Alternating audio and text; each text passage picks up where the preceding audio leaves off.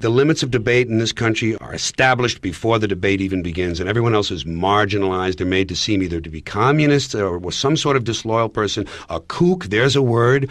And now it's conspiracy. Say, they've made that something that should not be even entertained for a minute, that powerful people might get together and have a plan. Doesn't happen. You're a kook. You're a conspiracy buff.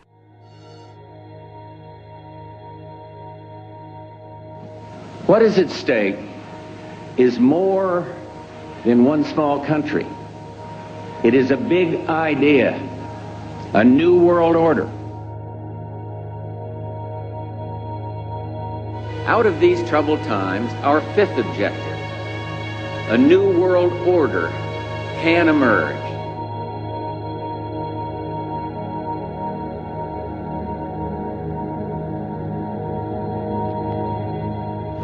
В своем движении в другом направлении, к новому мировому порядку, I think новой even цивилизации.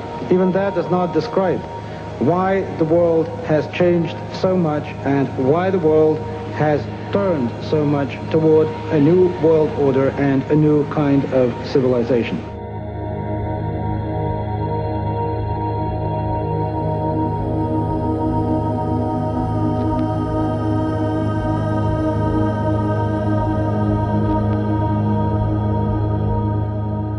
After 1989, President Bush said, and it's a phrase that I often use myself, that we needed a new world order, and instead it looks like we got a lot of disorder.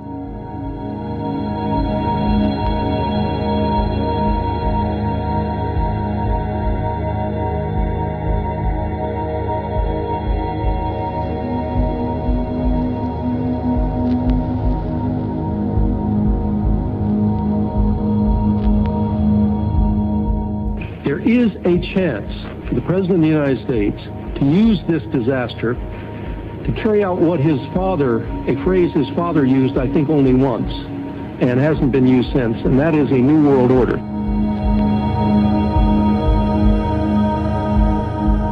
This was a stirring address, in my view, shorter than his father's speech when he announced the New World Order.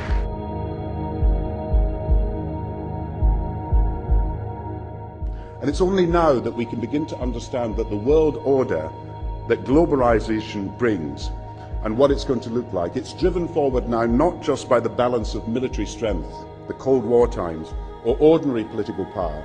It's being driven forward by a seismic shift in economic power that we see around us. We've got to give them a stake in creating the kind of world order that I think all of us would like to see. Thousands of people gathered to hear Barack Obama deliver key foreign policy speech on his current European tour. The Democratic presidential hopeful laid out his vision for America's place in a new world order, saying he was speaking as a proud citizen of the United States and a fellow citizen of the world.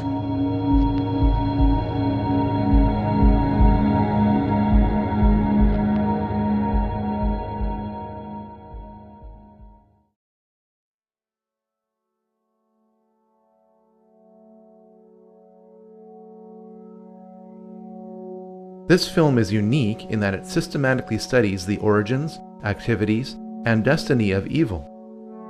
Presentations in this genre make all kinds of predictions about the future, most of which will turn out to be wrong. Instead of dwelling on the future, I'm going to survey the past. The New World Order is like a rope.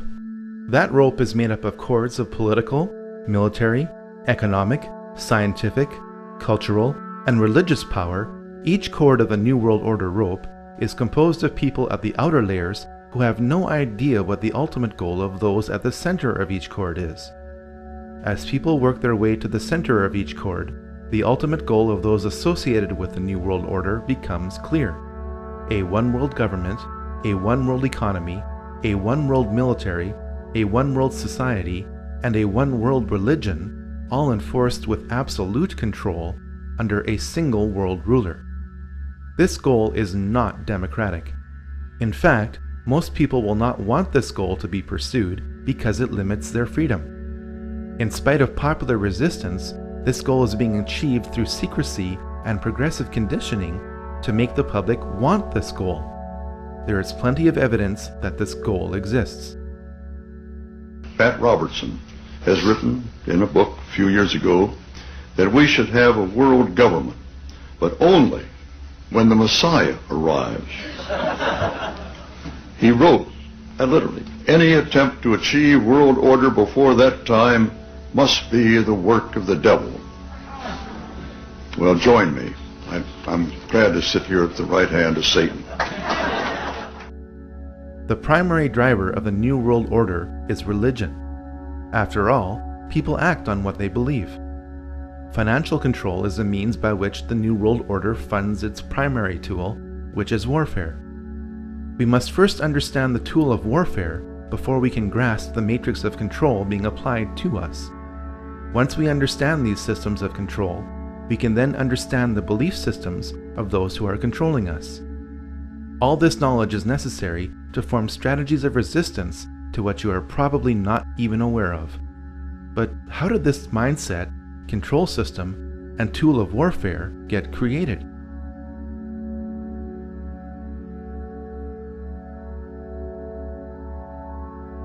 All secret societies trace their origins back to the ancient mystery religions practiced in Sumeria, Egypt, and Babylon.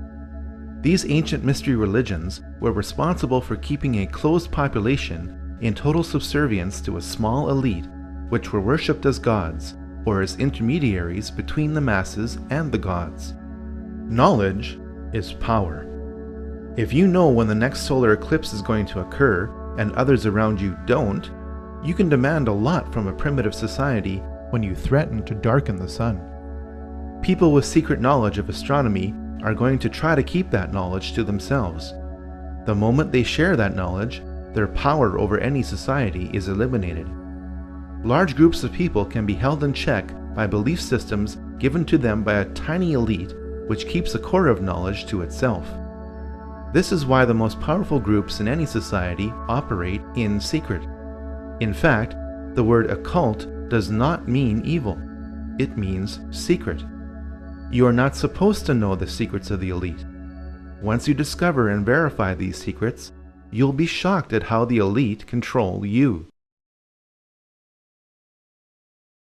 The very word secrecy is repugnant in a free and open society, and we are, as a people, inherently and historically opposed to secret societies, to secret oaths, and to secret proceedings.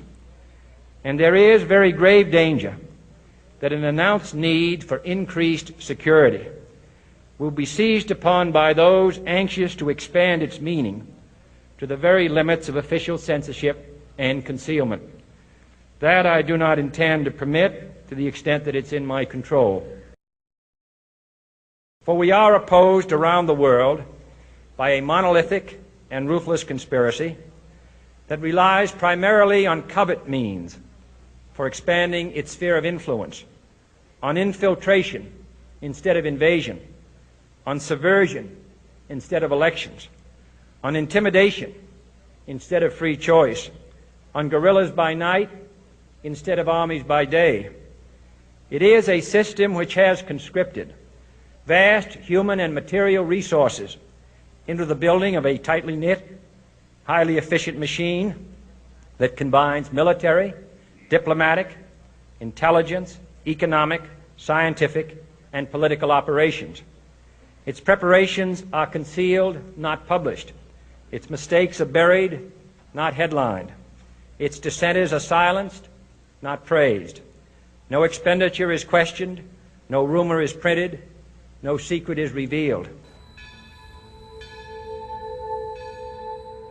Government at all levels must meet its obligation to provide you with the fullest possible information outside the narrowest limits of national security. And so it is to the printing press, to the recorder of man's deeds, the keeper of his conscience, the courier of his news, that we look for strength and assistance, confident that with your help, man will be what he was born to be, free and independent.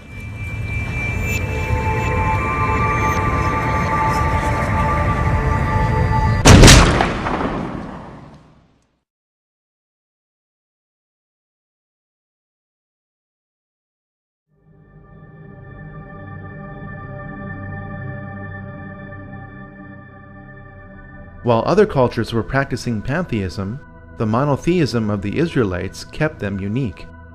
When the Israelites were true to their faith, they prospered. When they began to absorb the teachings and practices of the surrounding cultures, the Israelites became oppressed by the civilizations they had previously resisted.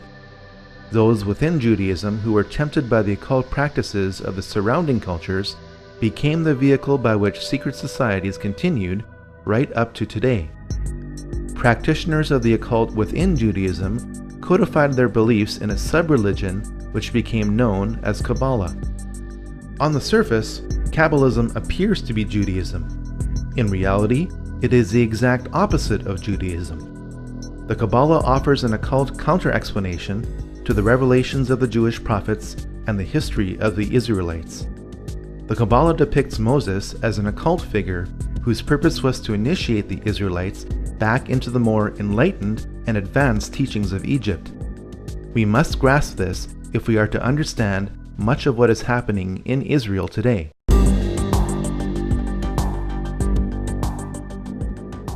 The emergence of Christianity during the height of the Roman era became a problem for the Romans. The more the Roman government tried to suppress Christianity, the more Christianity grew. Please remember that the next time somebody tries to tell you that religion is just a tool of control.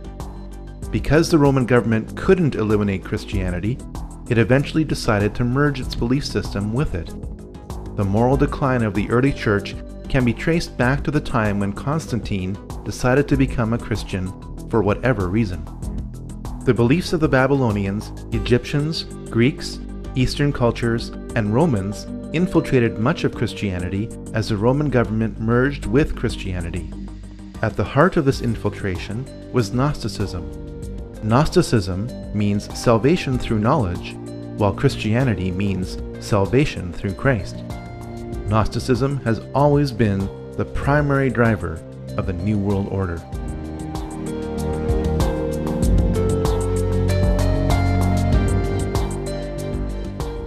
A military and religious order known as the Knights Templar was created in Jerusalem in 1118 by 9 French knights. Their official mission was to protect pilgrims on their journey to the Holy Land during the Crusades, and they participated in several battles in the Crusades themselves. The name Knights Templar was applied to this group when Baldwin II, King of Jerusalem, gave this group of knights lodging in his palace, built on the ruins of King Solomon's Temple. By 1128, the order was given special protection by the Pope. As the Crusades wore on, the Knights Templar set up offices in Christian countries to encourage enlistment. The Knights Templar were a tax-exempt organization and received donations from crusading pilgrims in exchange for protection to and from Jerusalem. Because its membership remained dominated by the nobility, the Knights Templar were granted many favors by European rulers. Through gifts of land and money, the Knights Templar became extremely wealthy and powerful. Pope Clement V resisted abolishment of the Knights Templar for years. Finally, after waves of public pressure, most notably from King Philip IV of France, the Pope ordered 54 Templars burned alive in Paris as punishment for conspiracy and Satan worship. The order was destroyed when the Grand Master of the Knights Templar, Jacques de Molay, was burned at the stake on March 18, 1314. Many of the Knights Templar fled to Scotland, Portugal, and to the island of Malta. Some of today's well-connected youth are still initiated into a secret society based on the Knights Templar, known as the Order of de Molay.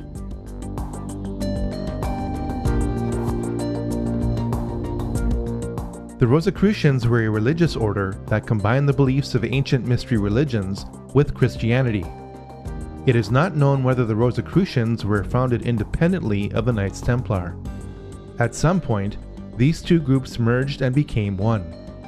After the Knights Templar were abolished, the Rosicrucians became the key vehicle by which occult teachings were spread throughout Europe. This has also been the case in much of the Jesuit order as it led the Counter-Reformation.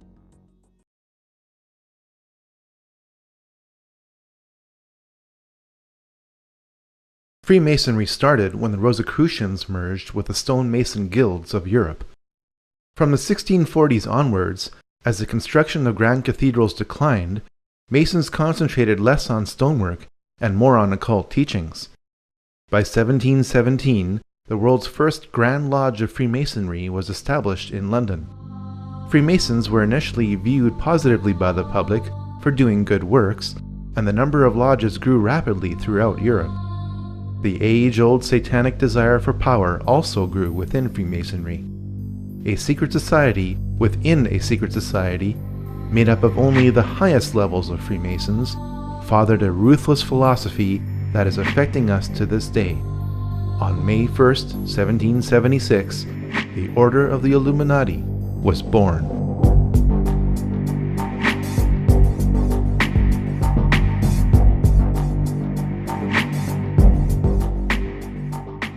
The Illuminati were a perfect storm of Freemasonic, banking, and religious interests. If you are truly interested in separating fact from fiction, what remains as fact about the Illuminati from original sources is most disturbing. By reading Robeson's Proof of a Conspiracy, the goals of the Illuminati become clear. Abolition of all monarchical government and patriotism to it. Elimination of private property and inheritance. Destruction of the traditional family. And eradication of all religion. The Illuminati were an extreme sect of Freemasonry. The effects of these institutions cannot be overemphasized. Over 5,000 years of occult history have been focused into Freemasonry and the Illuminati. Around 250 years of occult practices have flowed from them. The modern financial system was created by a family which had connections to the Illuminati. The goals of communism are identical to the goals of the Illuminati. Modern propaganda movements can be traced back to Freemasonry and the Illuminati.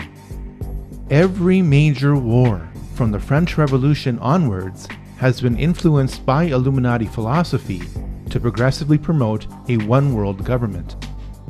The Illuminati were headed up by Adam Weishaupt. Weishaupt had a Catholic background and, contrary to popular myth, was not a Jesuit or secret Jew. When his father died when Adam was 5, Weishaupt was sent to live with his godfather, rector at Ingolstadt University. Because the university was a Catholic institution, the rector brought home many suppressed books, which Adam read. Weishaupt graduated with a Doctor of Law degree from the University of Ingolstadt in 1768. Though the Pope disbanded the Jesuits in 1773, they were still allowed to teach canon law at the university because they were the only ones who were qualified to do so. This angered Weishaupt and pushed him further towards the radical teachings he read as a child. At first, Weishaupt had only a few disciples who met locally in Weishaupt's apartment in Ingolstadt, Germany. To my knowledge, this is the only presentation to prove the physical origins of the Illuminati. From this upper room, an evil philosophy of extreme rationalism was born. Weishaupt was initiated into the Masonic Lodge of Theodore of Good Counsel in Munich in 1777. Through his growing associations with Freemasons, priests, preachers, professors, dukes, colonels, and counts, Weishaupt worked to weave the Illuminati into the rope of Freemasonry. The nobility wished to become members of the Illuminati to establish more connections to advance their own enterprises and interests. Members of the Illuminati were gradually told the intentions of the group as long as they agreed with them and could be trusted to keep its secrets. In 1782, dozens of participants attended the Masonic Congress of Wilhelmsbad, which became the power base of the Illuminati. At its height, the Illuminati had around 2,000 members. The House of Rothschild was on its way to becoming the most powerful banking family in the world. Mayer Amschel Bauer, a Jewish coin dealer of humble origins, changed his name to M.A. Rothschild. He placed a red shield in front of his banking house, which incorporated a hexagram. The family crest has evolved over time, but maintains this element within it to this day. Mayer Rothschild never became a member of the Illuminati, nor did he finance this movement as is commonly believed. Rothschild did act as banker for 2 members of the Illuminati. Archbishop Prince Karl Theodor Delberg attained the highest degree within the Illuminati in 1784 and was a traitor for France and Napoleon. He reluctantly emancipated the Jews of Frankfurt in 1811 for a high price, financed by Mayer Rothschild. Karl, Landgrave of Hesse-Kassel, was deeply into the occult and was the main organizer of the Congress of Wilhelmsbad, held at the summer home of Karl's brother, William IX, Elector of Hesse. The House of Hesse built up one of the largest fortunes in Europe by hiring out mercenaries conscripted from its own kingdom to other nobilities. Mayer Rothschild handled the mercenary blood money of the House of Hesse by becoming its banker in 1783. The House of Rothschild grew from its connections to members of the Illuminati, and not because the two were combined. Despite their best efforts at necessary secrecy, the Illuminati were exposed in 1784 by the Bavarian government, which soon issued an edict banning all secret societies. The workings of the order were contained in writings seized by the Bavarian government, which took them so seriously as to publish them in an official document entitled The Original Writings of the Order of the Illuminati, which was distributed to the major governments of Europe. Some members of the Illuminati were arrested, while most fled Bavaria under the edict. This only spread Illuminati philosophy further throughout Europe. Adam Weishaupt went underground and re-emerged under the sponsorship of Duke Ernst II of Saxe-Coburg-Altenburg, where he would continue to write books on the Illuminati until his death.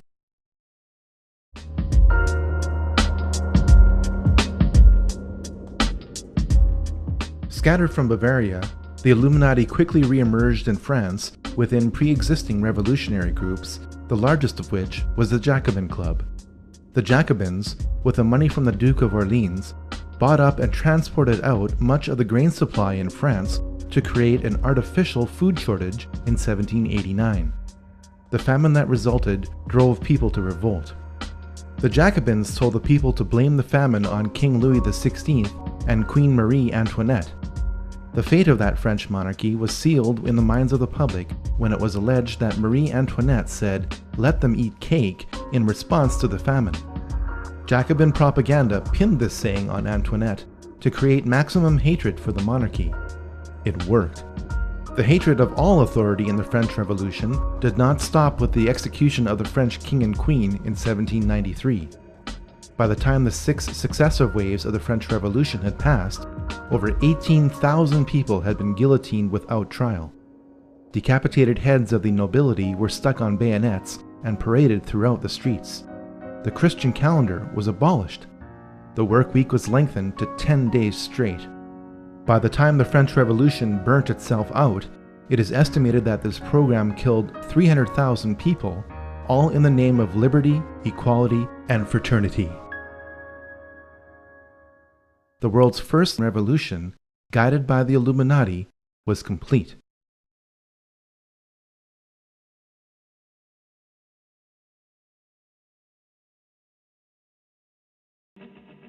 Though Mayer Amschel Rothschild died in Frankfurt in 1812, his empire grew through his family. Perhaps the one quote in modern English which sums up Mayer Rothschild's ambitions is this: "Give me control of a nation's money supply, and I care not who makes its laws." Towards the end of his life, Mayer told his 5 sons that they should expand the Rothschild banking empire throughout Europe. Nathan was sent to London. Amschel stayed in Frankfurt. Solomon went to Vienna. Karl traveled to Naples. James stayed in Paris. The establishment of the 5 centers of the Rothschild banking family is symbolized by the 5 arrows in the Rothschild family crest. The alliance between the Rothschilds and Illuminized Freemasonry continued with this new generation. Freemasonry was a common element with Adam Weishaupt, 3 of the 5 Rothschild brothers, and Napoleon Bonaparte. Napoleon was initiated into Freemasonry in June 1798. Napoleon was part of the Inner Masonic Club, but his imperialist ambitions could not be contained. Keep in mind that Napoleon appointed himself as King of France in December 1804. Napoleon enjoyed immense success as Emperor of France, yet his policies contained a fatal flaw. Napoleon's Banque de France which would provide interest-free loans to the people of France, was a direct threat to the Rothschild banking empire. The Rothschilds decided to defeat Napoleon's army, not through military conquest, but by financial dominance. Napoleon needed so much money to finance his war that he agreed to sell all French territory in America through the Louisiana Purchase of 1804. Nathan Rothschild in England took Prince William's money transferred to Amschel Rothschild in Germany and used it to fund British forces. Jacob Rothschild in France was one of several banks helping to fund Napoleon's army. This means that the Rothschilds were busy funding both sides of the War of 1812. The modern financial system, started by the Rothschilds, has been funding both sides of every major war for 200 years. While the Battle of Waterloo was a defeat for Napoleon, it also was a guarantee of financial domination for the Rothschilds. Because the Rothschilds had a network of banking couriers throughout Europe, they were the only merchants allowed to pass through the English and French blockades. One of these couriers crossed the English Channel with the news that Wellington had won the war a full 24 hours before Wellington's own courier. Nathan Rothschild knew that he was armed with this critical information before anyone else was. He ordered his workers to start selling holdings of British war bonds.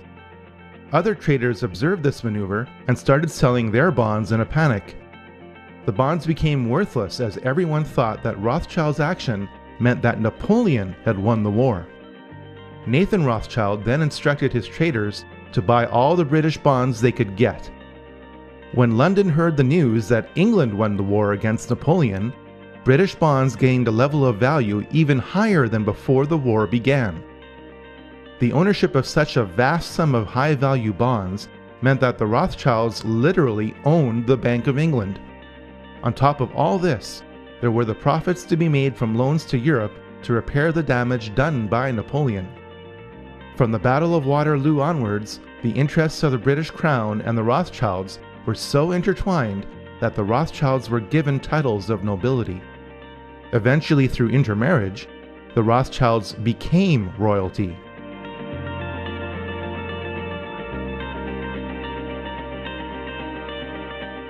Following the Napoleonic Wars, the Illuminati thought that the nations of Europe would be so tired of fighting that they would agree to enter into a federation. Switzerland was declared to be a neutral country into which member kingdoms could deposit their money. Since the post-Napoleonic nations of Europe were heavily indebted to the Rothschilds, it could be argued that the Congress made Switzerland act as the modern version of the Knights Templar for the past 200 years. Now you know why Switzerland has acted as Europe's untouched bank during the European slaughters of World War I and World War II. The Congress of Vienna resulted in a treaty. Russian Tsar Alexander I opposed this treaty because he saw the Congress as an Illuminati takeover. The Rothschilds vowed that the Romanov dynasty would someday come to an end.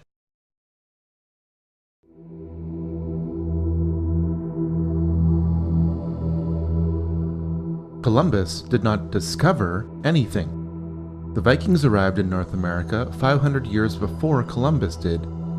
Manly P. Hall, the most prolific Masonic author of all time, wrote a compact book in 1944 entitled The Secret Destiny of America. It confirms that the Old World knew about the New World for thousands of years.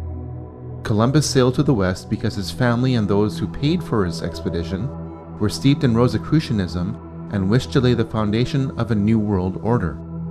One only has to look at the cipher used in his signature for proof of this claim.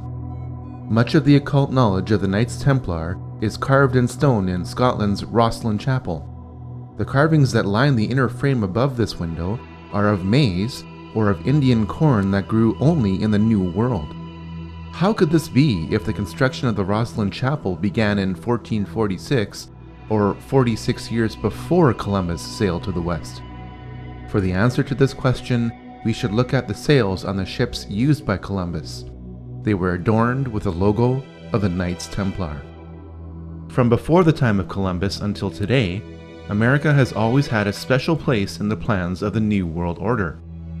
The Illuminati in Europe saw the rare positive outcome of the American Revolution and sought to subvert it through the Columbian Lodge of the Order of the Illuminati, established in New York in 1785. Agents of the Illuminati worked to start a new revolution in America so that America would resemble France without the Napoleonic influence. In 1791, Alexander Hamilton established the first privately owned central bank in the United States with $10 million on a 20-year charter.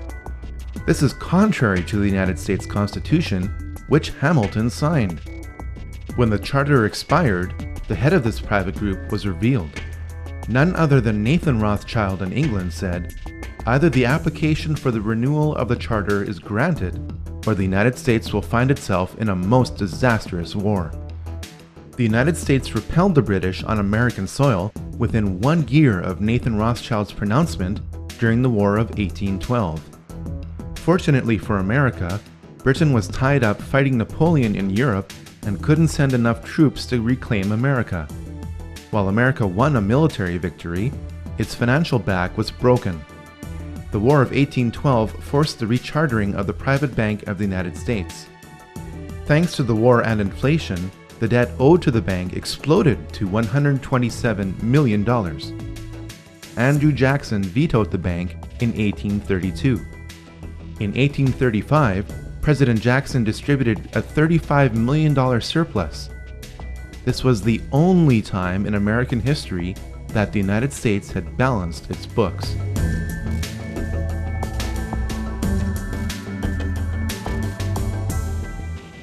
The Rothschilds had their sights set on reclaiming America. A divide and conquer strategy would be used by creating a conflict between the North and the South. The North was to be a British colony annexed to Canada under the control of Lionel Rothschild. The South was to be a French colony given to Napoleon III of France under the control of James Rothschild. Lincoln's main problem shifted from slavery, which he outlawed, to how he was going to pay for the defense of America against the international bankers who were destroying it. Lincoln came up with a brilliant solution called the greenback. The government would print its own interest-free currency that would later be redeemable in gold. The bankers wouldn't stand for this. On April 14, 1865, 5 days after the South surrendered, Lincoln was shot by John Wilkes Booth. Booth was a member of the Knights of the Golden Circle.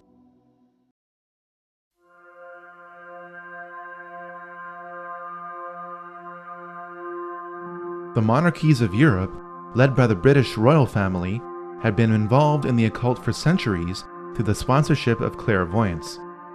The British royal family is deeply Masonic. The Queen's cousin, the Duke of Kent, is British Freemasonry's Grand Master. There is even a Freemasonic lodge in Buckingham Palace.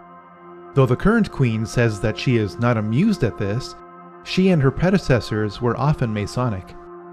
It is a fact that much of the European nobility goes back to various houses, especially in England and France, which link the lines of the kings of England and the kings of Jerusalem. Fiction occurs when this link is used to create a mythology which states that the British people, led by their monarch, are one of the lost tribes of Israel.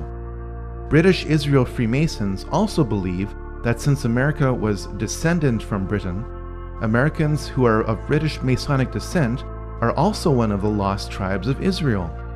On the back of the US $1 bill, there exists a Star of David, hidden in plain sight.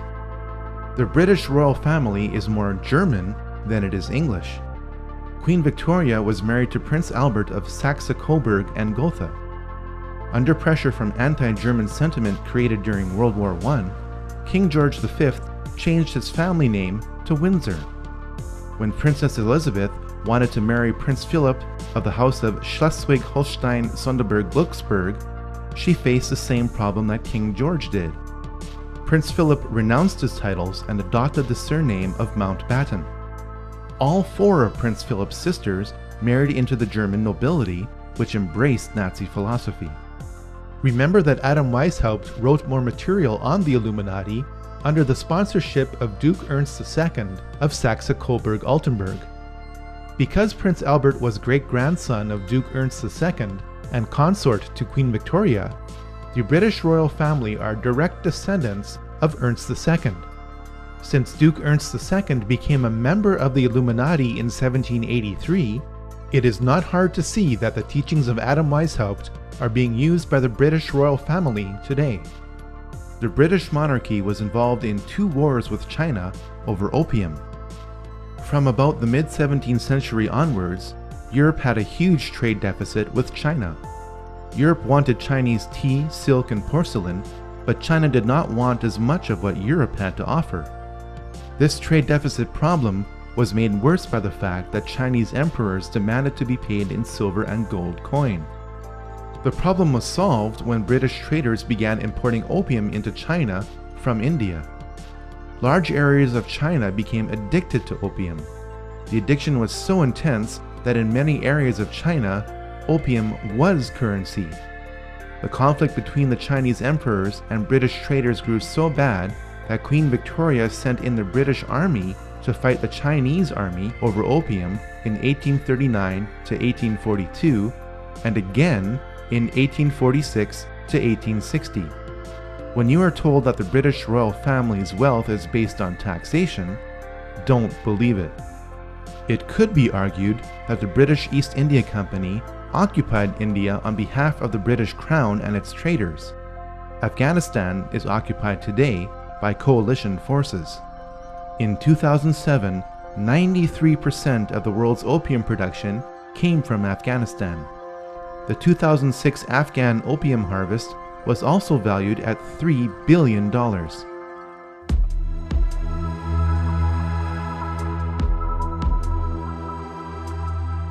The Round Table groups are the most influential and interconnected secret societies in the Western world.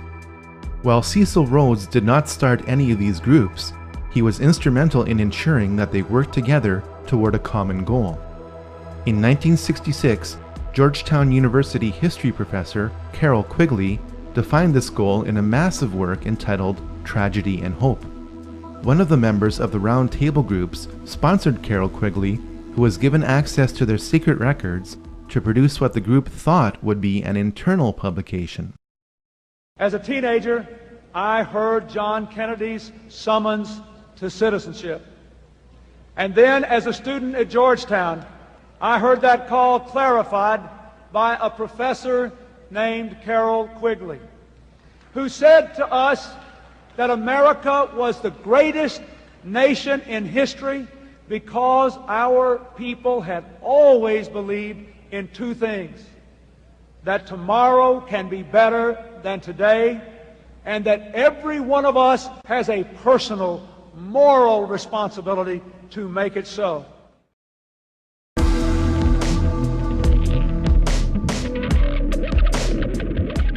Soon after Adam Weishaupt died, Italian patriot Giuseppe Mazzini was appointed to be the head of the Illuminati in 1834. Mazzini became a 33rd degree Mason while attending Genoa University. The most important thing about Mazzini is that he formalized the Mafia. The name Mafia is an acronym which stands for Mazzini Autofizia Furti, Incendi, and Avvelenamenti, or Mazzini authorizes thefts, fires, and poisonings.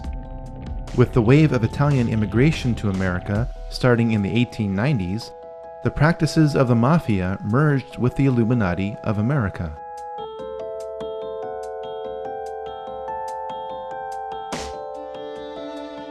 Next to Adam Weishaupt, Albert Pike is the most influential Freemason in history. Pike was asked by American Freemasons to reform its rituals. He did so in a Masonic handbook entitled Morals and Dogma of the Ancient and Accepted Rite of Freemasonry, published in 1871. The Knights of the Golden Circle, or KGC, was a Masonic organization dedicated to establishing a golden circle of territories between Mexico, Central America, the Caribbean, and the southern states, which would officially sanction slavery. Albert Pike was associated with the KGC and created several spin-off groups from it, including the Ku Klux Klan. While he was Sovereign Grand Commander of the Scottish Rite of Freemasonry, Albert Pike created his own office of Chief Justice of the KKK. This is also borne out at the location of his statue, which is in Judiciary Square in Washington, D.C. Albert Pike is responsible for inflaming racial tensions that were the official cause of the U.S. Civil War. Now you can understand how the American Civil War was really about who would control the money supply of the United States, and that slavery was a secondary issue in this conflict.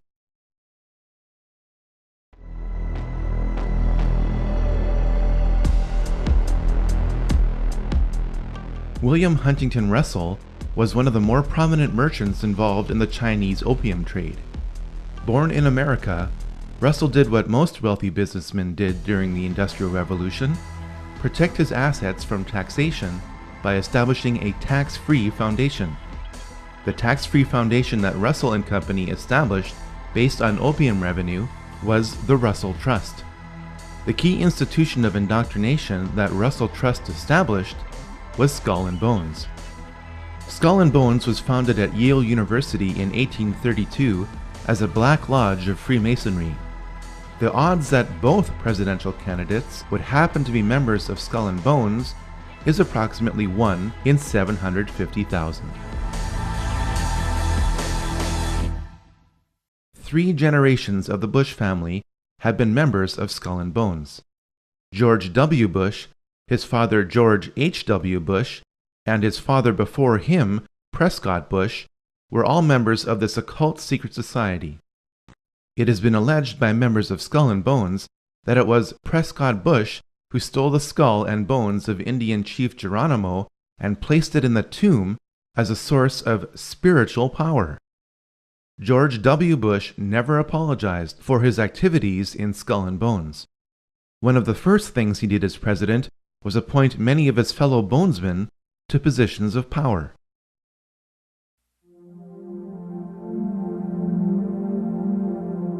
Georg Hegel was a German philosopher who came up with a basic system for achieving the goals of the Illuminati called the Hegelian dialectic.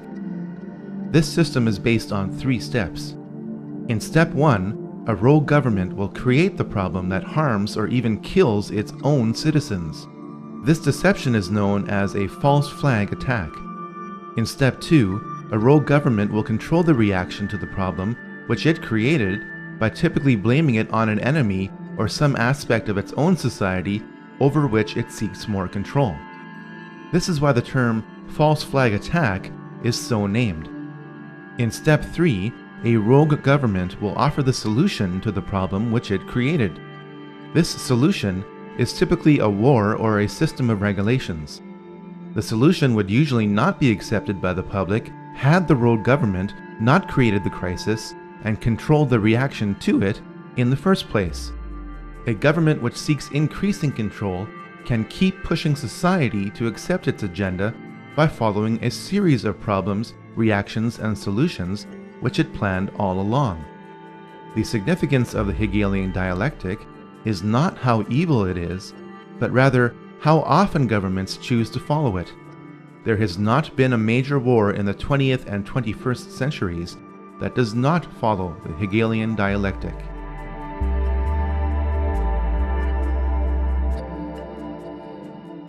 Though his family converted to Christianity, Karl Marx became a Satanist during his university years. In a poem entitled Pale Maiden, Marx wrote, "Thus heaven I forfeited, I know it full well. My soul, once true to God, is chosen for hell." Over time, Marx became a 32nd degree Mason. Karl Marx met up with German philosopher Friedrich Engels. Engels joined a revolutionary group 10 years earlier, founded by Giuseppe Mazzini. It was Engels who would feed Karl Marx physically and intellectually for life. Marx published the Communist Manifesto in 1848 based on a draft from Engels. The manifesto was commissioned by the Communist League in London, whose history can be traced back to the Jacobin Club and the Illuminati. The foundations of communism are identical to the goals of the Illuminati. Karl Marx was always looking for money. He found it when Nathan Rothschild gave Marx several £1,000s to finance the cause of socialism through the Hegelian dialectic. Marx wrote Das Kapital in 1867, which became known as the Bible of the working class. While his Bible called for the working class to rise up and overthrow the financial bourgeoisie, Marx evidently did not practice what he preached. In an 1864 letter to his uncle, Marx announced that he made £400 on the stock exchange. Nikolai Lenin picked up where Karl Marx left off. Lenin admired Mikhail Bakunin, who wrote, "The evil one is the satanic revolt against divine authority. Satan, the eternal rebel, the first free thinker, and the emancipator of worlds."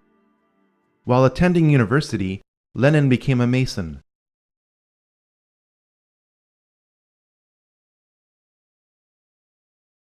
Stopped by Andrew Jackson and delayed by Abraham Lincoln, the international bankers finally seized control of the financial system of the United States.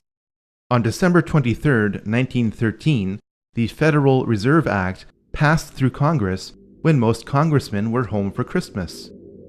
President Wilson promised to sign the Federal Reserve Act in exchange for campaign contributions. This unconstitutional act allowed a private group of international bankers to print pieces of paper as money which would be loaned out to the government at interest. Leading directly or indirectly through their agents, the most prominent members of this group were J.P. Morgan, J.D. Rockefeller, Jacob Schiff, and Max and Paul Warburg. Every member of this group was connected in different ways to the Rothschilds. The international bankers wasted little time in doing what they do best: finance wars.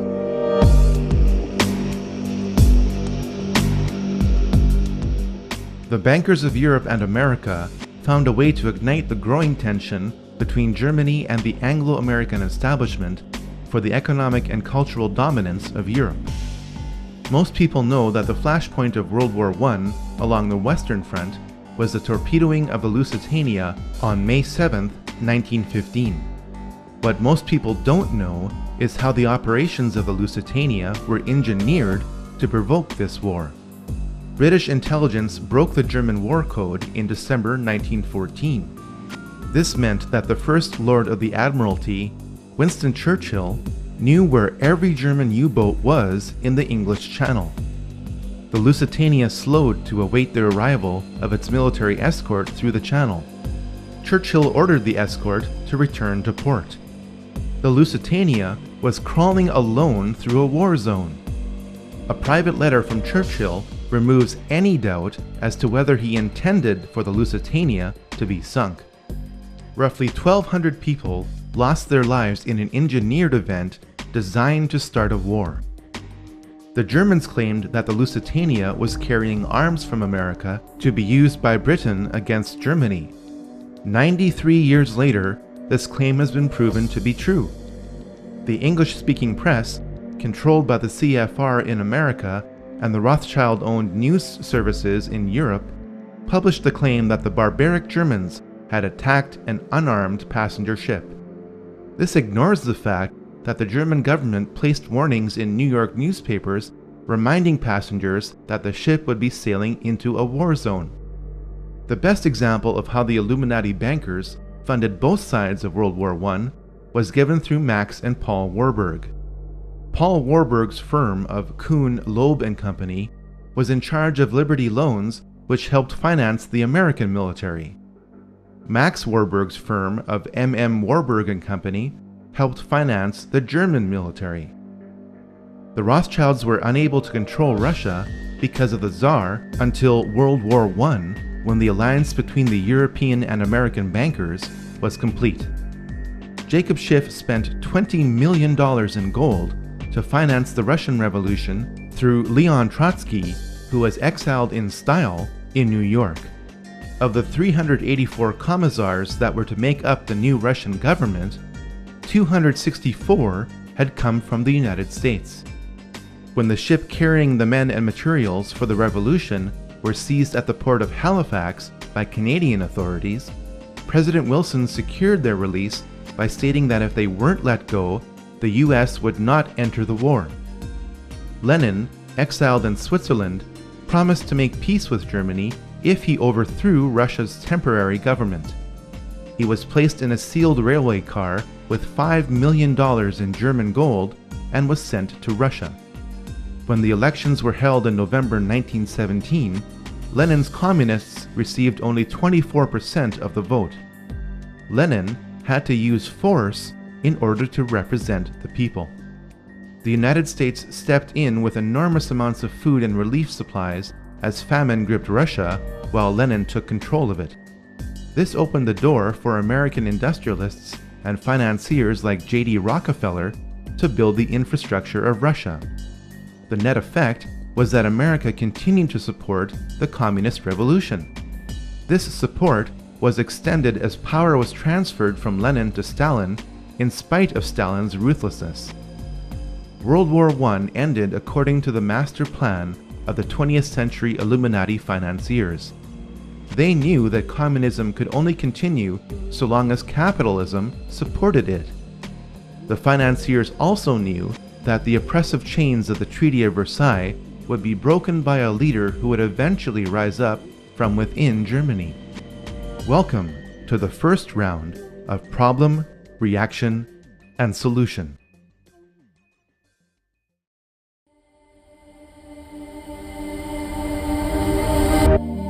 As the Industrial Revolution progressed, several captains of industry emerged in America. Andrew Carnegie made his fortune in steel production. Henry Ford excelled at making cars. John D. Rockefeller made the largest fortune in America through banking based on oil production. Many have speculated that the CFR is an acronym based on Carnegie, Ford, and Rockefeller. While this may not be the case, all three of these men have had a financial stake in the CFR, which was officially formed in New York in July 1921. Its logo features a rider on a white horse giving a Masonic salute. The Latin word in the logo means everywhere. The CFR in New York is the counterpart to the Royal Institute in London. Both groups are members of the Round Table groups. The same bankers which established the Federal Reserve in 1913 funded the CFR through dozens of tax-free foundations. If you want to catch a ride in the Anglo-American machinery of the Illuminati today, you will agree to be told what to do. It's good to have an outpost of the council right here down the street from the State Department. We get a lot of advice from the council, so this will mean I won't have as far to go to be told what we should be doing and how we should think about the future.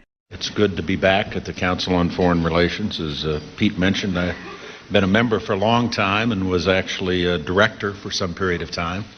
I never mentioned that when I was campaigning for re-election back home in Wyoming. The goal of the Royal Institute and the CFR is nothing less than one world government. In 1950, CFR member James Warburg testified before the Senate Foreign Relations Committee and said, "We shall have world government whether or not you like it, by conquest or consent." You would think that the CFR would be the talk of the American mainstream media, but the CFR dictates what will make the American news and how it will be presented to reporters in key positions who are along for the establishment ride.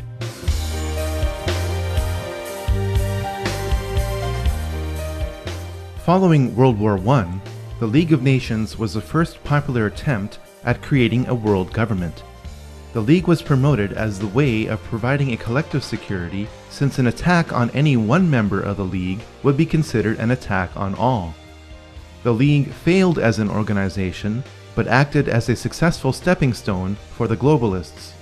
The League of Nations allowed the international bankers like J.D. Rockefeller to give more loans to more nations, provided the international bankers controlled the banking system of that nation. When the Bank for International Settlements was established in 1930, the Illuminati financiers gained more control of the world's money supply. This was all the more reason to start World War II.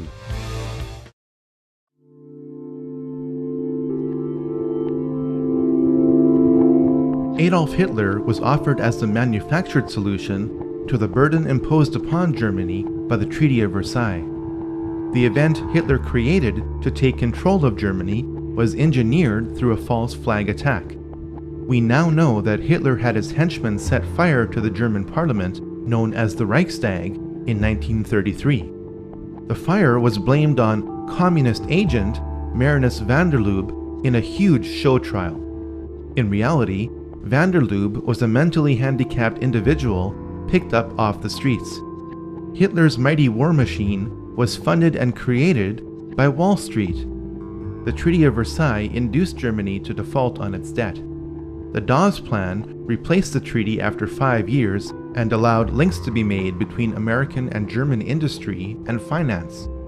From the mid-1920s to the late 1930s, through the Bank of International Settlements, over $135 million was loaned to the German electrical, steel, and chemical industries from Wall Street.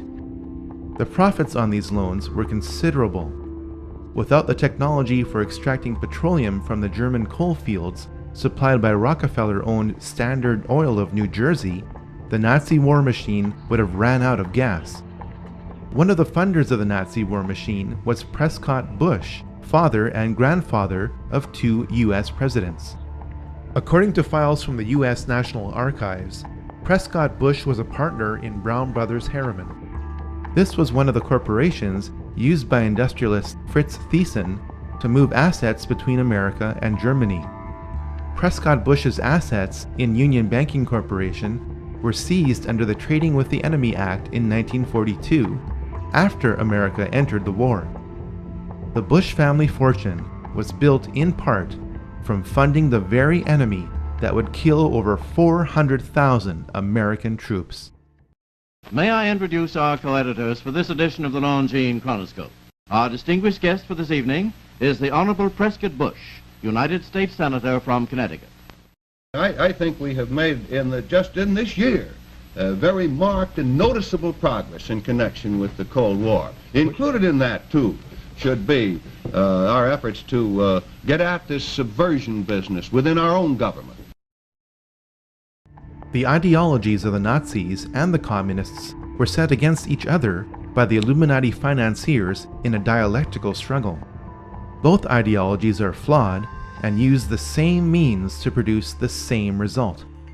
The Illuminati financiers chose to eliminate the Nazi movement and preserve communism for one very important reason.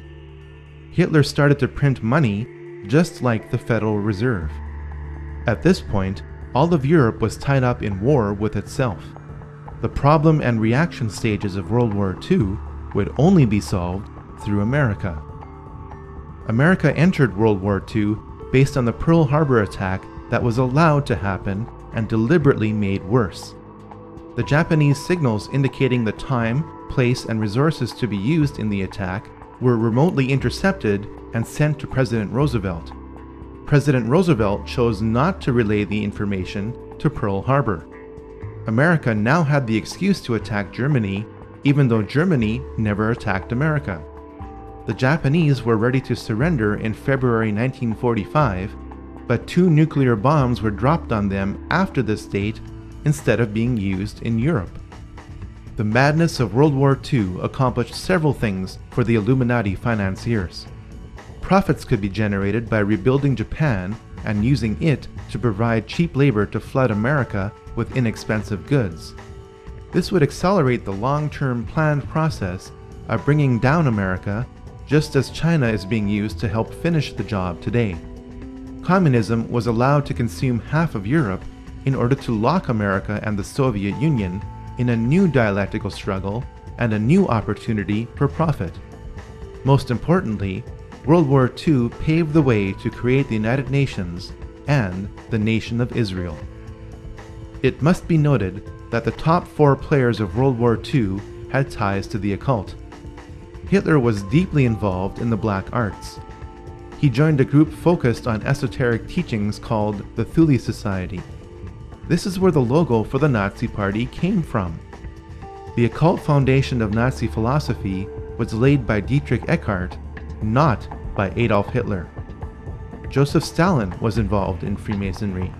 Here we see him giving the same sign of the hidden hand, the same hand sign of Freemasons Napoleon and Solomon Rothschild.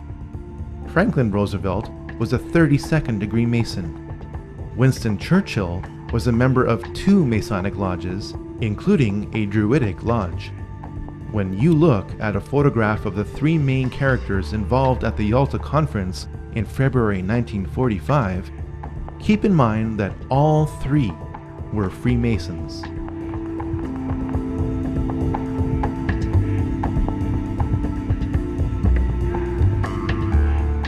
The United Nations was the second prearranged attempt at world government, offered as the solution to future conflicts like World War II.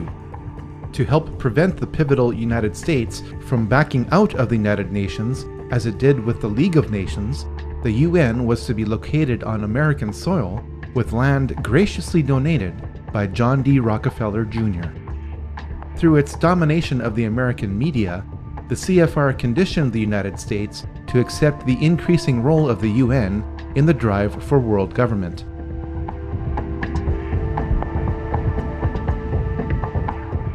Political Zionism, a tool of the Rothschilds, clearly expressed the desire to create Israel long before World War II. This is documented in the Balfour Declaration of 1917. Arthur James Balfour of the British Foreign Office announced that it was the will of His Majesty's government to establish a Jewish homeland in Palestine. This official policy was given to the World Zionist Federation of Great Britain, headed by Lord Rothschild, over 30 years before Israel was created. James Balfour, a willing tool of the British Freemasonic crown, was awarded many Masonic royal titles for this and other services rendered. Political Zionism used and magnified the anti-Semitism of the Nazi movement to create Israel. As soon as Hitler took power in 1933, many Jews around the world boycotted German goods. The political Zionists in Palestine negotiated a secret deal with the devil. In return for the transfer of 60,000 Jews and $100 million to Palestine, political Zionists would halt the worldwide Jewish-led anti-Nazi boycott that threatened to topple the Hitler regime in its first year. Over 40 million Chinese died in a 25-year period under the dictatorship of Mao Zedong, yet all you probably know is the phrase 6 million Jews. The Holocaust of the Jews has been ground into the public consciousness by the political Zionists who used its horror to justify their goal. Theodor Herzl's dream was realized when the flag he proposed, based on the Rothschild hexagram, flew over Israel in May 1948.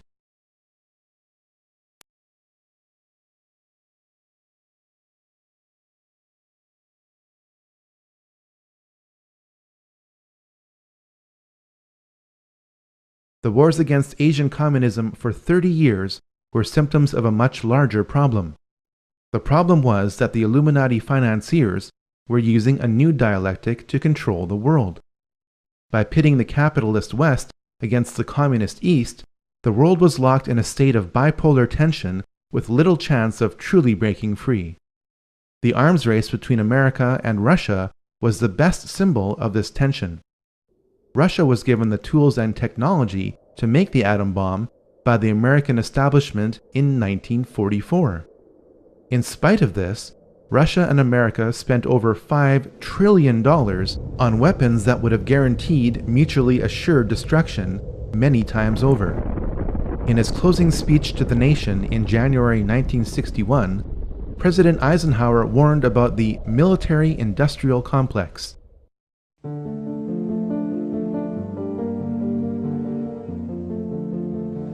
Until the latest of our world conflicts, the United States had no armaments industry. American makers of plowshares could, with time and as required, make swords as well. But we can no longer risk emergency improvisation of national defense. We have been compelled to create a permanent armaments industry of vast proportions. Added to this, 3.5 million men and women are directly engaged in the defense establishment. Now, this conjunction of an immense military establishment and a large arms industry is new in the American experience. The total influence, economic, political, even spiritual, is felt in every city, every state house, every office of the federal government. We recognize the imperative need for this development, yet we must not fail to comprehend its grave implications.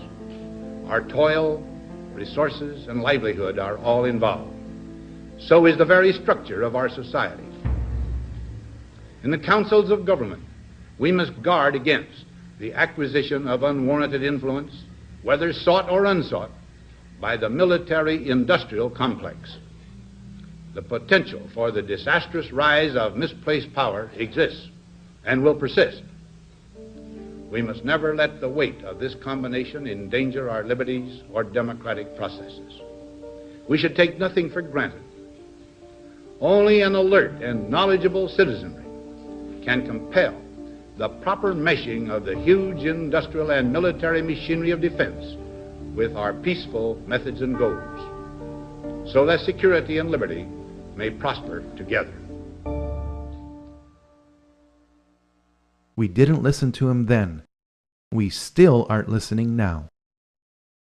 The Illuminati financiers planned for the failure of communism. Communism as a system is guaranteed to fail without support. It failed in 1989 through the symbology of the fall of the Berlin Wall. China was busy by this time producing goods for the capitalist West. In 50 years, the planet went from a multipolar world to a bipolar world to a monopolar world. In the meantime, 3 more secret societies emerged to help manage the planet without your awareness or consent. The time to encourage another war would soon be around the corner.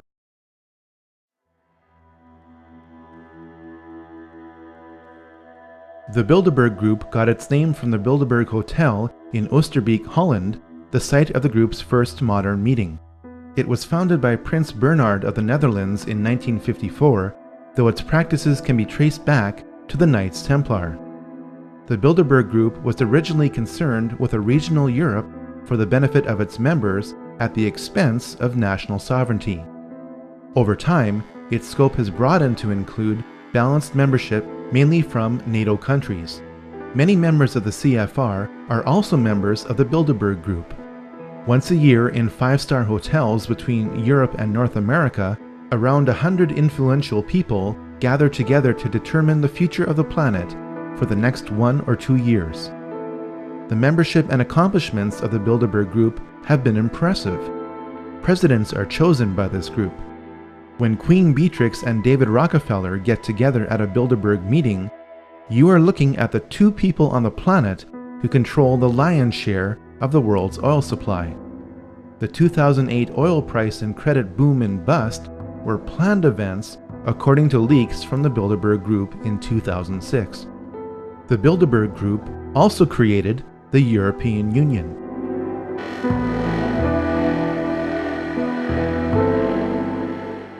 The Club of Rome promotes peace and prosperity, but does so in a way that advances world government at the expense of national sovereignty.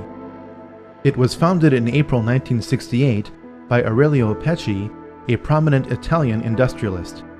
Affiliations with the Club of Rome have included members of the Rockefeller family and the CFR. Of all the globalist organizations we have encountered so far, the Club of Rome is the group which is the most heavily involved in the New Age movement, regardless of its size. This group specializes in promoting neo-feudalism to justify social and economic control.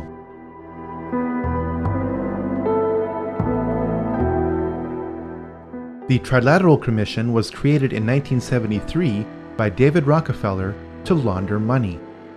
As more congressmen and informed citizens became aware of the CFR and the Federal Reserve during the 1950s and 60s, global planners realized that they had to be more covert.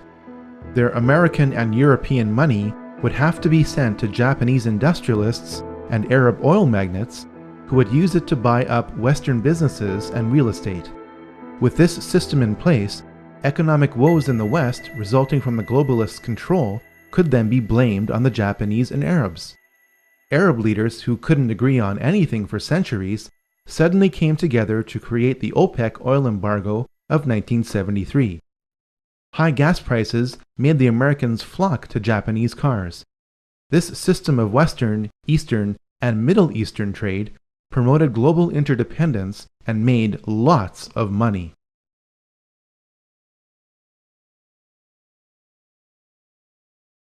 Saddam Hussein became the new target of the Illuminati financiers with the collapse of communism in 1989.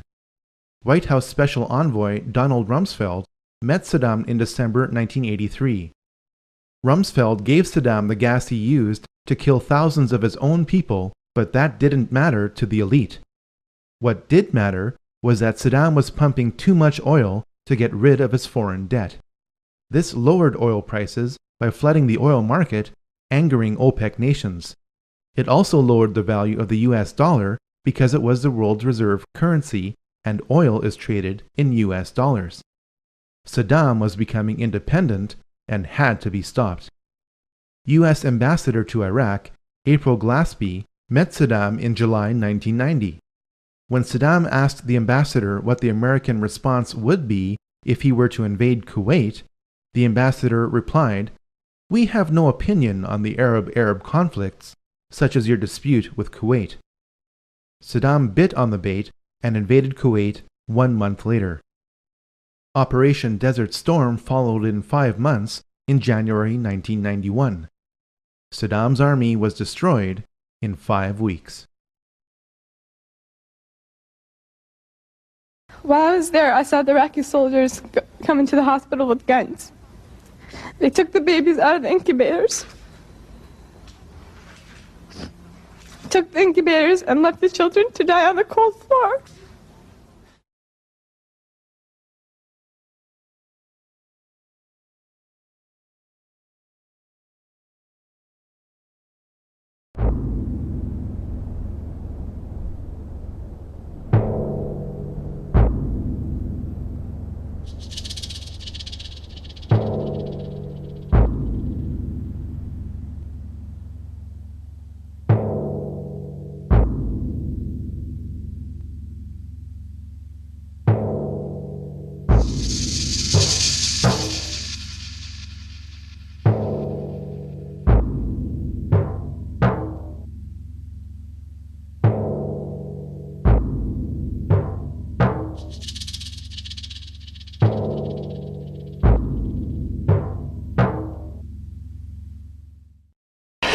We are now led to understand that there are also firings in another city in Saudi Arabia. CNN's Carl Rochelle is here with me, just came up.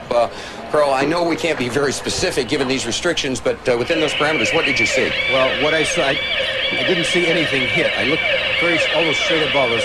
There is a vapor trail coming from my right to my left, and there's a cloud of something. It looks like it might have been an explosion, a cloud. I'd say...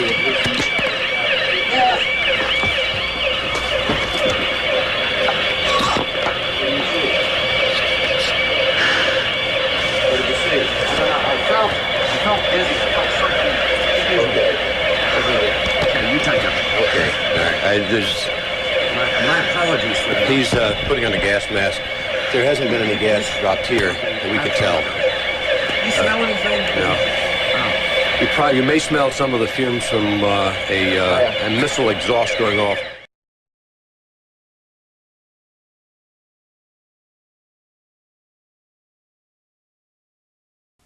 Je suis un journaliste américain. Oh, I love this country so much. You guys just don't have a clue. This is a Scud. You can tell it by its distinctive label. Now, when the missile is launched, the first thing you look for is the plume sticking out behind it. Now, when you detect this, you can tell it's been launched. Thank you.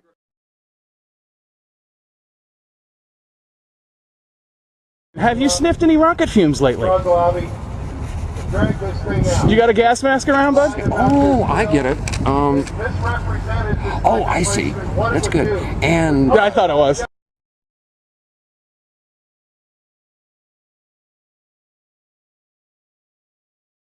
They took the babies out of the incubators, took the incubators and left the children to die on the cold floor. And they had kids in incubators, and they were thrown out of the incubators so that Kuwait could be systematically dismantled. It's a proud day for America, and by God, we've kicked Vietnam syndrome once and for all. Thank you very, very much. Saddam's baited invasion meant that the nation of Iraq and its rich oil reserves could be held indefinitely as ransom by the globalists from 1991 onwards. But this was not enough for the elite. George Herbert Walker Bush, member of Bohemian Grove and Skull and Bones, whose father helped finance the Nazis, signaled the intention of the Illuminati. His New World Order speech to Congress was given on September 11th, 1990, exactly 11 years before another staged event. The crisis in the Persian Gulf, as grave as it is, also offers a rare opportunity to move toward an historic period of cooperation. Out of these troubled times, our fifth objective, a new world order, can emerge.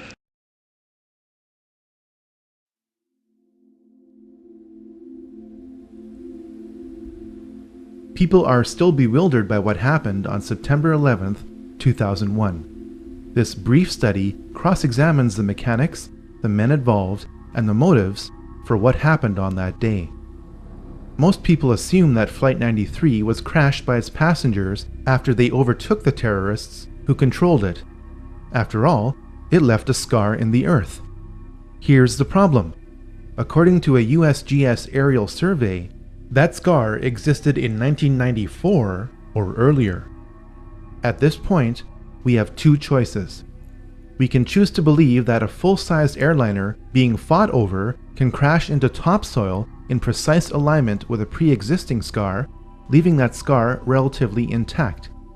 We can also choose to believe that only part of the plane landed within that scar. The first option would violate the patterns of hundreds of airplane crashes over decades. The second option forces us to ask whether pieces of the plane were found in other locations. Indeed, this is the case. Small pieces of the plane were spread out over a debris field several miles long. This forces us to ask how the plane disintegrated. According to retired Colonel Don DeGrand-Pré, it was shot down by a member of the Air Force. We have since learned the probable name of the pilot who eliminated Flight 93.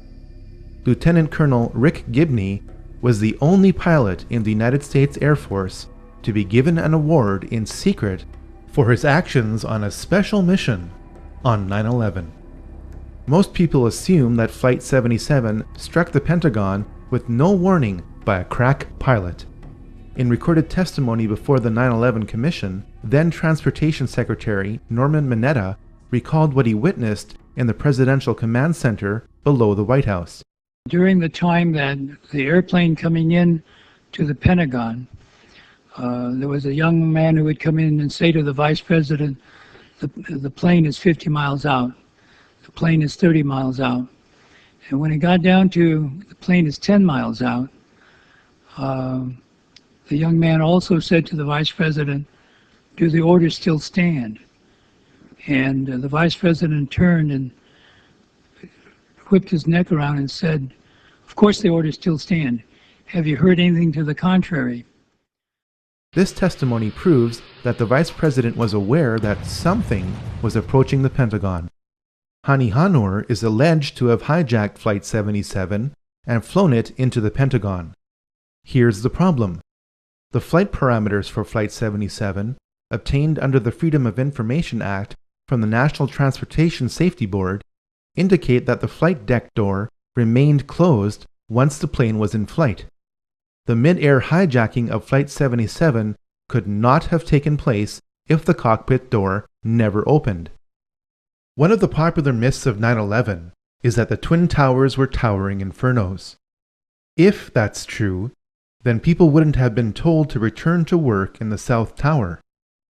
In the neighboring South Tower, people are also evacuating, but an announcement over the PA system tells workers their building is secure and they can return to their desks, an announcement that will soon have tragic consequences.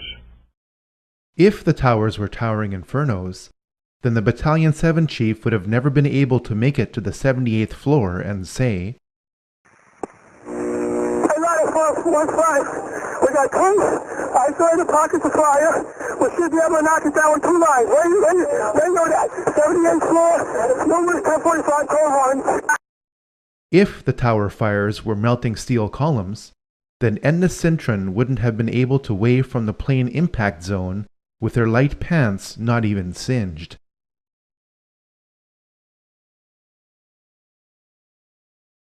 The collapse of Building 7 forces us to consider other possibilities for the collapse of the Twin Towers. Here's the problem. Building 7 was not hit by a plane and not splashed with burning jet fuel, yet at 5:20 p.m. on September 11th, Building 7 fell exactly like the Twin Towers did. For the third time today, it's reminiscent of those pictures we've all seen too much on television before, when a building was deliberately destroyed by well-placed dynamite to knock it down. The most logical explanation for the building collapses on September 11th is the most outrageous: through the use of explosives. All explosives leave residues. A 2009 peer-reviewed scientific paper has been published in the Open Chemical Physics Journal proving that explosive residues of specialized thermite, which could only have been made in advanced military labs, were found in preserved dust samples from the remains of the buildings. Jet fuel is premium-grade kerosene which cannot melt steel. Thermite is a mixture of iron oxide and aluminum. When ignited, it burns at over 2,500 degrees Celsius to instantly liquefy steel. There is plenty of evidence that thermite was used on that day and that it kept reacting for weeks after the buildings collapsed. You'd get down below and you'd see molten steel running down the channel rails, like you're in a foundry. Yeah, like lava. Like lava from a volcano. In addition to thermite, 2 other types of explosives were used to level 3 buildings on 9/11. The job of the shape charge is to cut steel H-beams. The way we do this is by cutting the beam at an angle, which, through a series of beams cut at the same angle, will tend to make the building shift over and walk. Shape charges were used to slice through posts at an angle, not straight across, for a reason. And the 4-1 should have taken a couple of companies that they were leaving back. Go against another. You want to call your mother or something? You gotta get back from here. We made it outside. We made it about a block. We made it at least 2 blocks, and we started running. Floor by floor, instead of popping out. It was as if they had detonated. Yeah, as if they were planned to take down a building. Boom, boom, boom, boom, boom, boom, boom, boom.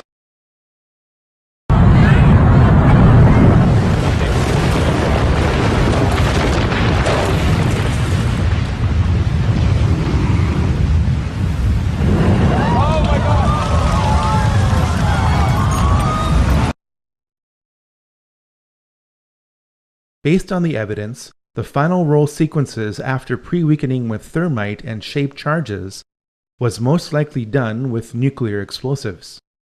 Don't think of Hiroshima. If the United States Army was loading nuclear shells by hand into howitzers 50 years ago, what do you think is available in the 21st century? The evidence for the use of nuclear explosives on 9/11 is substantial. A government report tried to spin the appearance of the radioactive isotope tritium at ground zero in concentrations dozens of times higher than the surrounding area. Hundreds of cars at ground zero burst into flames from the inside out. This is explained with the characteristic electromagnetic pulse of nuclear explosions overloading the vehicle's electronics, causing the vehicles to ignite.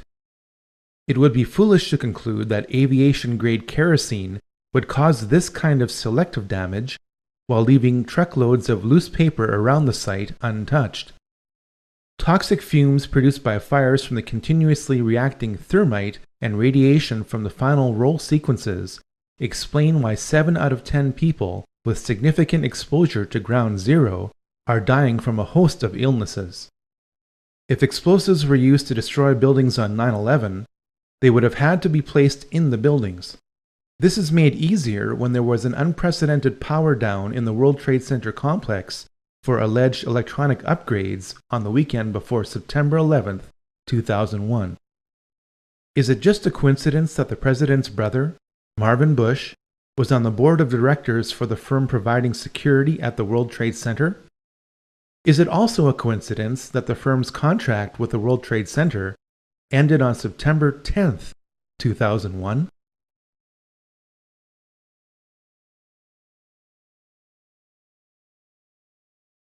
The so-called terrorists who attacked America without warning were trained and lived at U.S. military bases.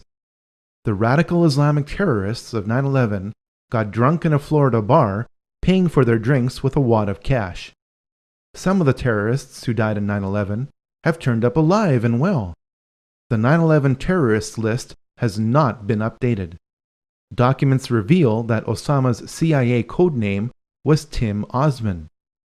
This leads us back to Zbigniew Brzezinski because he created the Mujahideen in the late 1970s, which were later renamed Al-Qaeda. The people of Pakistan know what the US will never admit to, that Osama bin Laden is a CIA asset. Who is Osama bin Laden? He's just a character created by America. Well, actually, 98% of Pakistan would probably fall along the same line. They believe that Osama is basically a CIA agent who is working undercover to put a bad image of Islam. Really? You know, that land over there is yours. You'll go back to it one day because your fight will prevail and you'll have your homes, your mosques back again because your cause is right and God is on your side.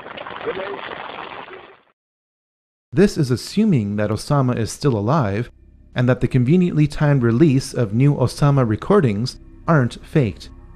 This brings us to why 9/11 occurred. James R. Bath met George W. Bush during their time at the Texas Air National Guard. Both were kicked out for being AWOL. Through a trust agreement created in July 1976, James Bath was authorized to invest money from Salem bin Laden, father of Osama bin Laden. This was at the time when George Bush Sr. was director of the CIA. 3 years later, James Bath bought 25,000 shares in Arbusto 79 Limited, George Bush Jr.'s oil company.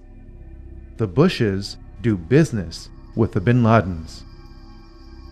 The Saudi bin Laden Group makes its money from being the main construction conglomerate of the House of Saud.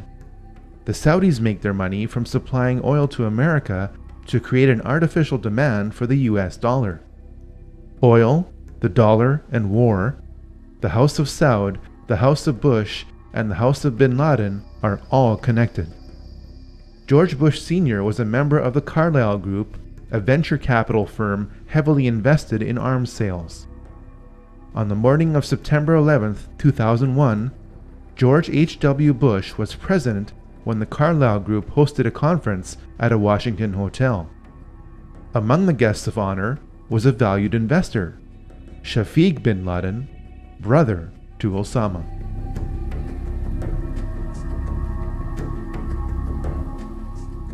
Operation Northwoods is the name of a top-secret report produced in 1962 by the highest-ranking military officer in the United States. This report remained classified for nearly 40 years, and for good reason. It suggested that the United States military should attack America under a system of pretexts. The attack would then be blamed on Cuba as an excuse to invade Cuba. The details of this report are staggering. Items inside a military base could be blown up and burnt. A ship at harbor could be sabotaged by starting large fires with naphthalene. Funerals for mock victims could be conducted. A modified military plane could be substituted for a civilian plane and loaded with passengers under carefully prepared aliases. The military aircraft would then be converted to a drone. The United States military planned to attack America in 1962 using remote-controlled aircraft to justify invading Cuba. Fast forward to 9/11. Because the cockpit door of Flight 77 never opened in flight, this is exactly what happened on 9/11.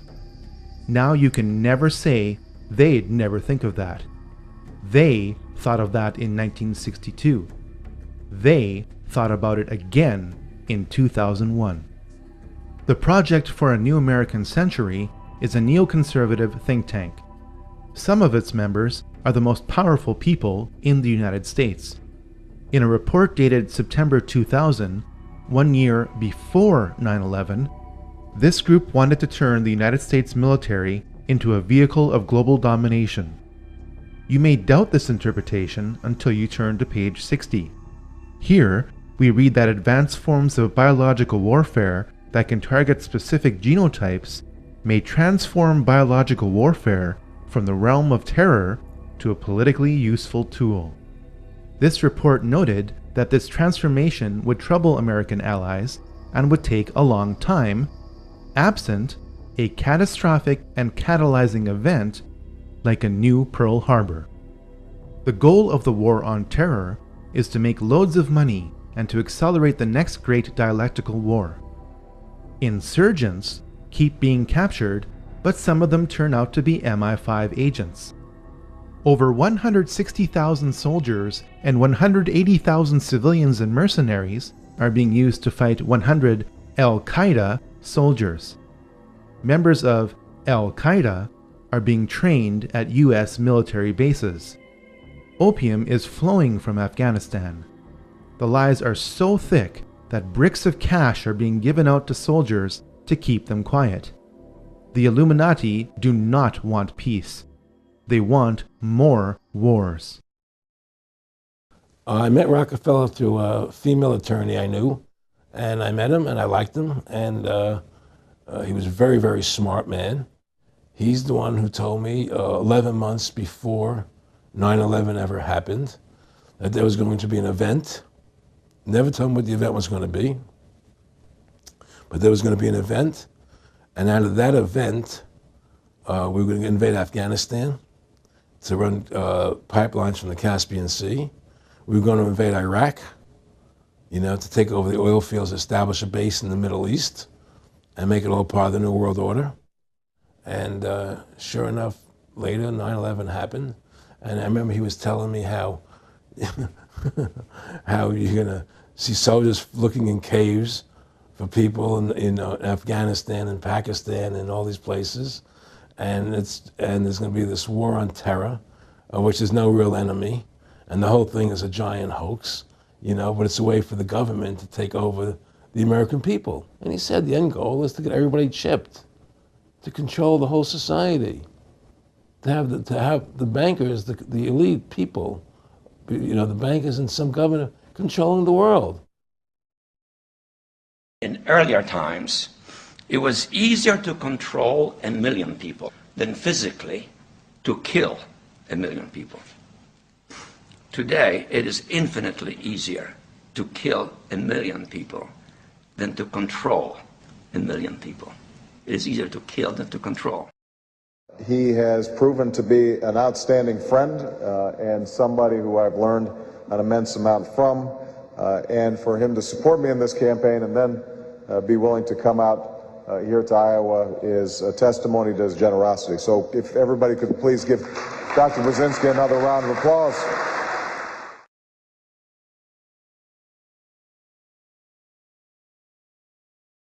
So far, we have learned that over 5,000 years of ancient mystery religions have filtered themselves into Illuminized Freemasonry by the mid to late 1700s.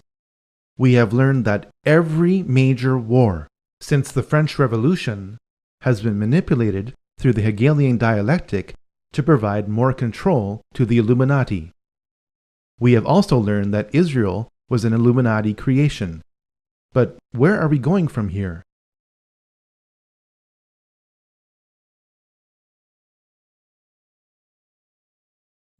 In September 1973, the Club of Rome issued a report entitled Regionalized and Adaptive Model of the Global World System.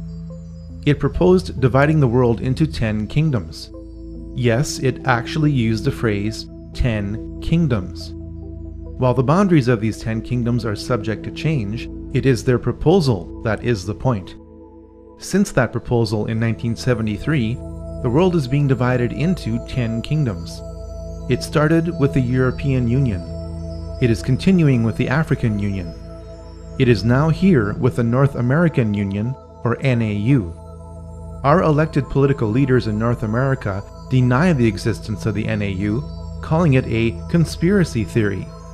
They do so while the Queen's representative in my province of Manitoba lays out its infrastructure. Can you say today that this is not a prelude to a North American Union similar to a European Union? Are there plans to build some kind of superhighway connecting all three countries? And do you believe all of these theories about a possible erosion of national identity stem from a lack of transparency from this partnership?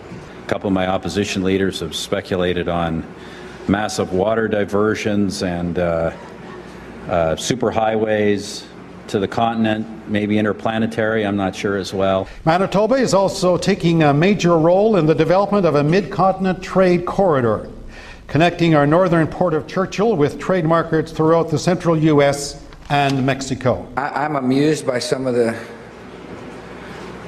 speculation, some of the old, you call them political scare tactics. If you've been in politics as long as I have, you get used to that kind of technique where you lay out a conspiracy and then force people to try to prove it doesn't exist. That's just the way some people operate. An alliance has been built with business leaders and state and city governments spanning the entire length of the corridor.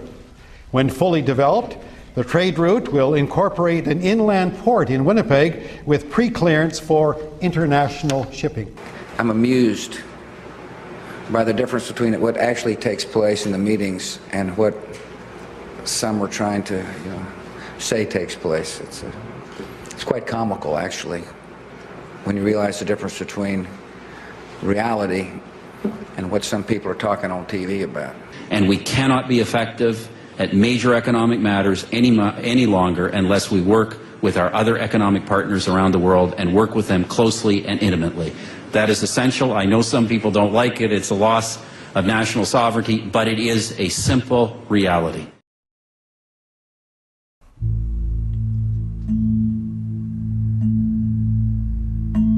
A lot of people are wondering about the future of America. New York is a dominant multicultural city. New York is also home to the United Nations, the premier organization of world government. The United States was allowed to become the world's biggest debtor nation when it became bankrupt in 1933, eventually along with all other nations, because your birth certificate is a bond. You are pledged as collateral on the debt of your nation. You are traded as a human resource on the stock exchanges of the world, especially in New York, the home to the world's largest stock exchange. Perhaps the greatest sign of America's pending destruction is on the back of the US $1 bill. You have been told that the bird on the right is an eagle. That's not what Manly P. Hall viewed it as. He knew that it was a phoenix, the ancient mythological bird of fiery rebirth. The phoenix is used to describe how old systems of power are deliberately destroyed to produce new systems of power.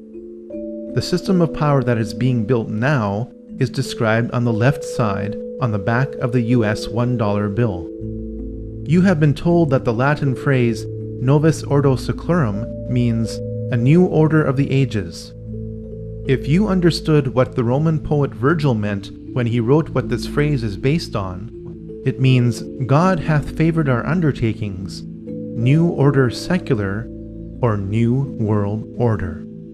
The occult purpose of America is to usher in the new world order on the back of what appears to be a trusted democracy.